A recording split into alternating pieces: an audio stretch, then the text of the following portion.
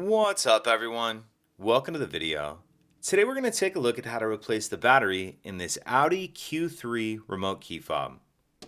This Audi Q3 key fob is going to use replacement battery CR2032, and I'll put a link in the description box of this video to where you can find these replacement batteries if you're in need.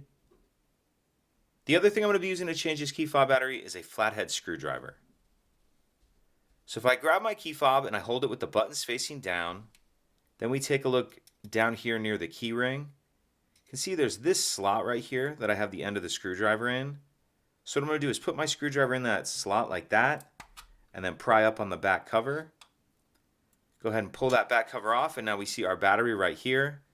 And you'll want to use a screwdriver that has a pretty narrow blade on it so it can fit down in this slot right here. So I'll just stick my screwdriver in that slot, and it'll allow me to get under the edge of the battery and pop it out of that holder. Now I'll grab my new replacement battery, and you want to make sure that you're installing that with the plus side up, positive side up.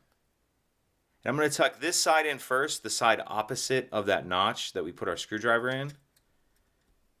So I'll tuck that edge in first like that, and then snap the battery down into place. Then we can snap the back cover on, and that's it. If you could take a second to like and subscribe, it helps us out, and I'd appreciate it. Thank you.